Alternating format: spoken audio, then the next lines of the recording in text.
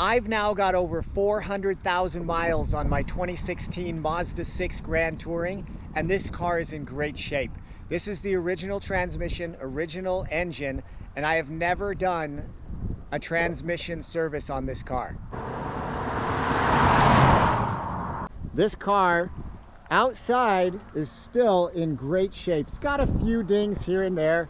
Up top here, looks like I've been hit by quite a few rocks on top. That's sad.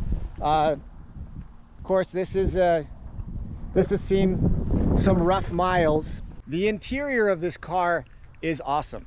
It's finally starting to get a little wear and tear on the seats.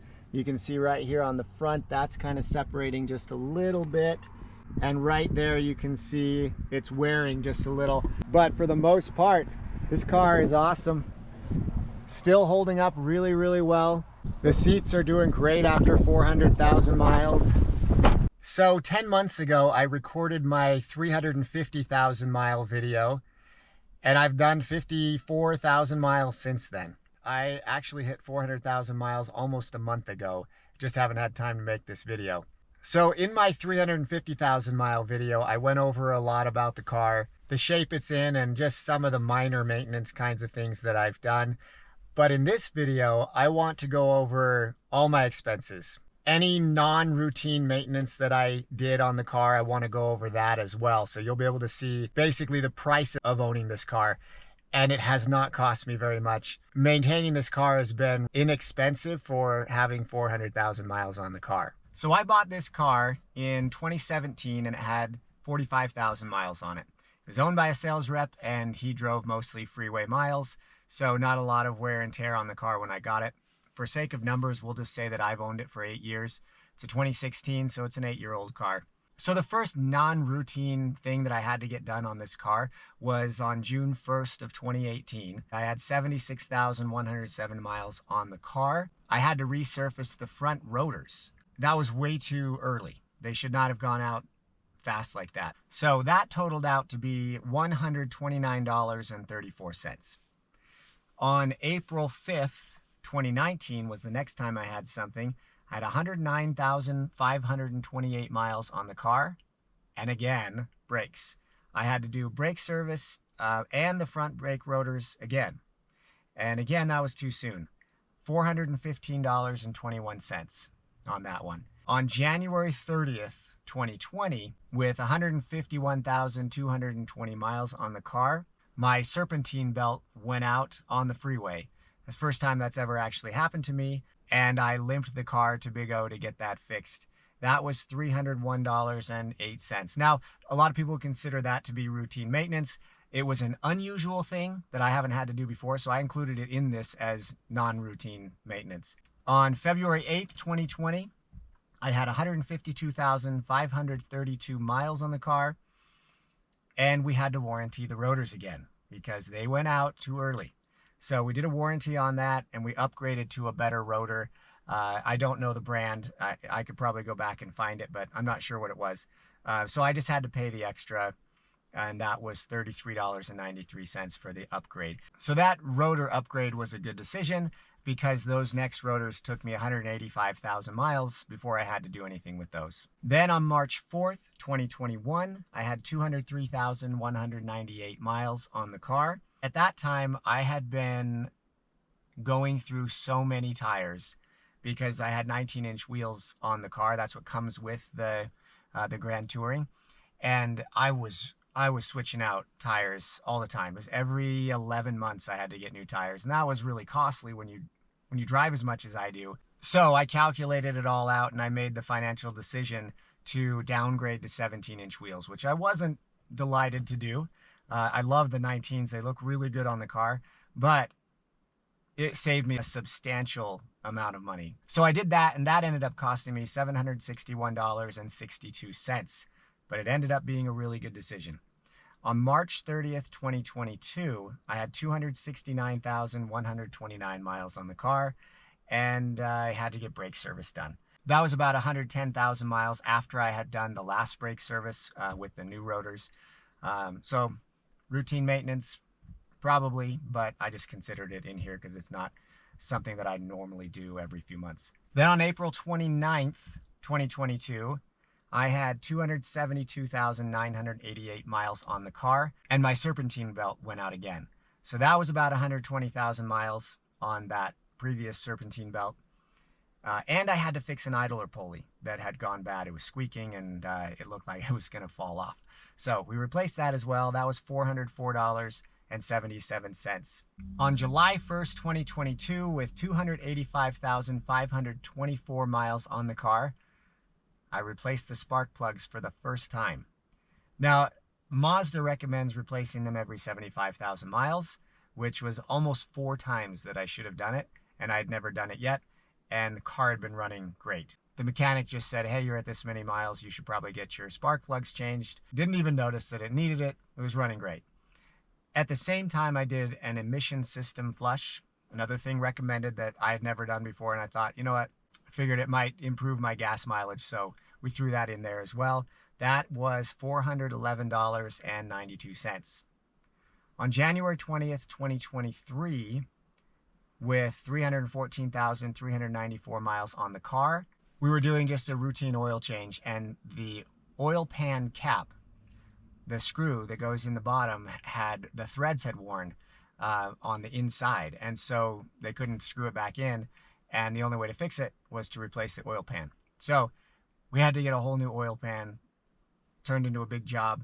That was $336.81. June 26, 2023, with 336,621 miles on the car, we needed a lot. That was a big job.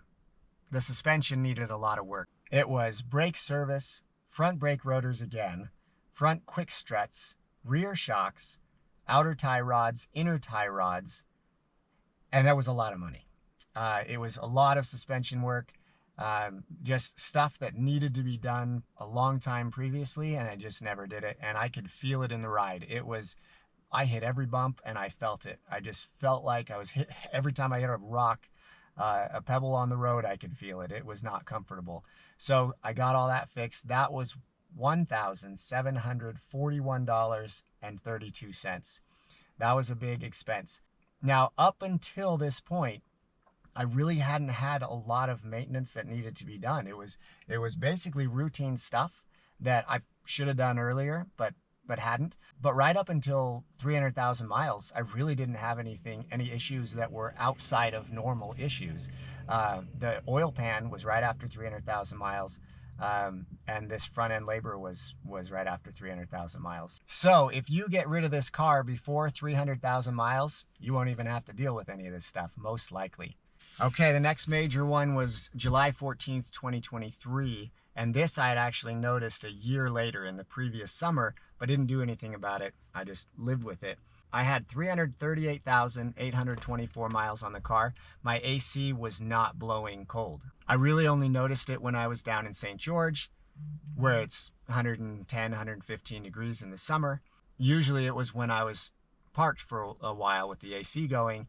It couldn't keep up. And then the car would die and it wouldn't start up. I'd have to leave it there for 30 minutes and wait for everything to cool down, and then I could start it up, and it would run really rough. And so as long as I was able to take off and drive, then it would cool down again. Went in to get the AC fixed, and they found that they thought it was the fuel rail pressure sensor, but that's something that Big O can't do. It's too long of a job. And so they said to take it into the dealer. So I took it to the dealer, and they found that it was the high pressure fuel pump and the low pressure fuel pump.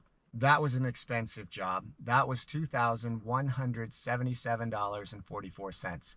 And that improved things, but I didn't go back down to St. George until fall, so I didn't notice that it didn't actually fix the problem. It was a problem that needed to be fixed, but it didn't fix the AC problem with the car dying in the heat. We'll get to that in a minute. Then November 15th, 2023, with 354,600 miles on the car, my front control arms needed to be fixed. More suspension work. So that ended up costing me $1,031.74.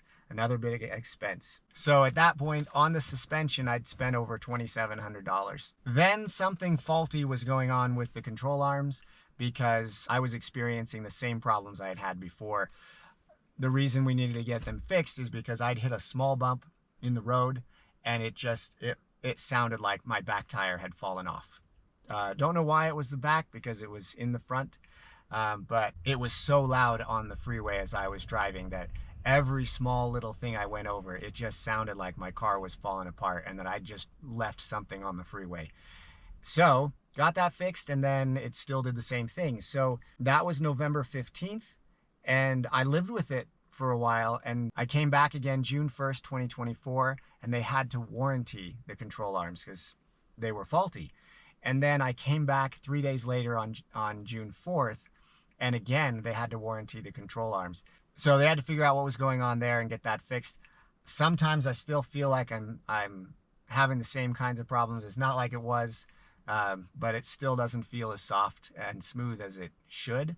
Then June 14th, 2024, I was having these AC issues again. Went down to St. George, had the same problems, and I said, well, we've already gotten this thing fixed with the high pressure fuel pumps, so there can't be anything wrong there, so it probably just needs a recharge. So I took it into Big O to get the AC serviced, get a recharge done on it. So this was with 386,000 miles on the car. It's the same time we replaced the Serpentine belt because it was cracking, and the belt tensioner with the pulley. So another big expense on that. That was $595.88. And then come to find out that the AC was having other issues. It wasn't because it needed to be recharged. So July 14th, 2024, I'm still having the same problems with the AC. So I took it into Big O, and they had already done a leak check just to make sure everything was good, and they thought they plugged everything up that there was.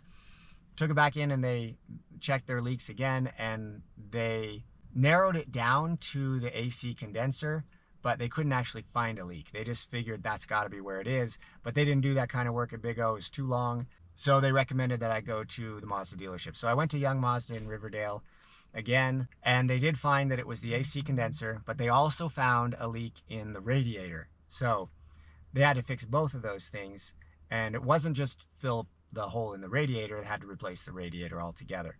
And as we all know, dealerships are not cheap. So you can see on the screen, these are all just adding up.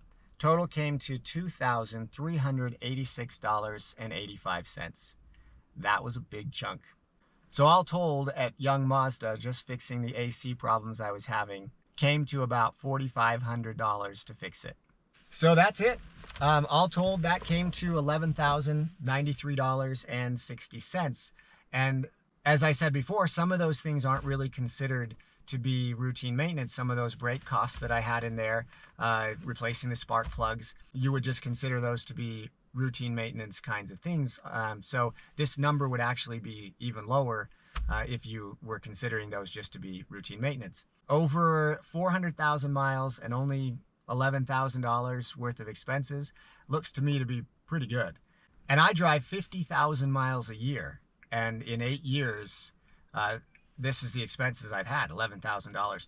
Most people only drive on average 15,000 miles a year.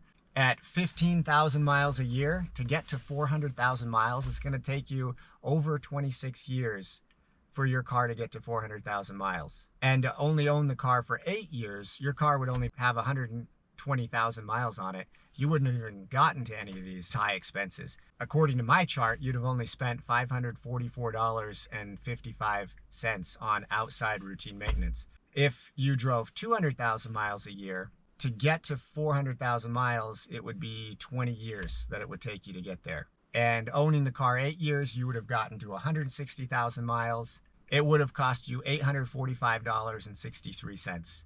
So obviously the maintenance on this car is awesome. It's super low. You don't have these big breakdowns at 100,000 miles like a lot of cars do, even 200,000 miles. Like I said, I didn't have problems until 300,000 miles.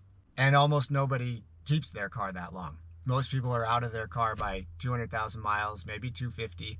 Nobody keeps them to 300,000 miles. They're almost always sold. Should you buy this car? Absolutely. If you can find one with low miles, you could drive this for years and it wouldn't give you trouble. Now, of course, this is my experience with my car. Fluke things happen all the time, but from my discussions with people who own Mazdas, they hold up really well. Everybody that I talk to says, yeah, I really haven't had any trouble with my car. It's been awesome. You might have somebody once in a while who's got some big thing that happened, but it usually doesn't happen. Now, I've noticed since last winter that my heated seat is not working like it used to. First world problems. Not a real big deal, but the back works, the bottom seems to have gone out. And I've checked the passenger side and I don't really feel much heat on it.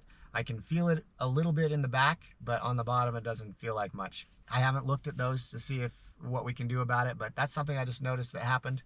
I had a viewer ask if they could see the color of the transmission fluid, if I'd show that in my 400,000 mile video. This is a closed system and I can't get into the transmission. If there's access, I don't know about it, but everything online shows that I can't get into it.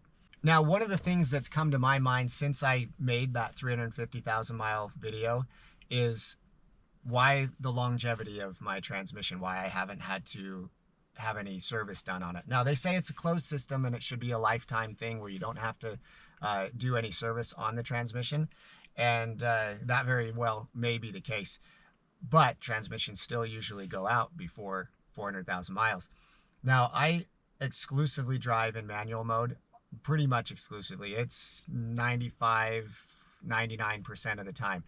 When I get in the car, it's going into manual mode almost every time. So I believe that could attribute to the longevity of my transmission, of why it's lasting so long and still doing really well. A lot of times when I'm in automatic mode, the car is about to shift up or shift down, and then all of a sudden I'm ready to take off. And I kick in the gas and it shifts at a weird place, and it shifts really hard. And you can tell that it was hard on the transmission. When I'm in manual mode, I decide when it's going to shift up and when it's going to shift down. And so there's no tricking the transmission and getting it confused about, wait, I was about to shift here and now you shifted me here. Also, when you're driving uphill, the car will wait a while before it actually jumps down to the next gear to get you uphill. And I believe it makes it harder on the transmission to get that car up to the speed it needs to be in. But if you can do it before it gets to that point where the car has to shift down, it's easier on the transmission. So if you have manual mode, drive in manual mode. It's more fun, and I believe it's safer on the transmission, and your transmission will last longer. I get a lot of people asking me about this car, if it's a 2.5 or 2.0. This is a 2.5 liter. It is also not diesel. This is petrol. This is gasoline. That's all I've got for you. I hope I've given you enough to help you make a more informed decision about buying this car or not buying this car. If you have any other questions about this car that I haven't covered, leave them in the comments. Thanks so much for watching. Like the video, subscribe to the channel, and I'll see you next time.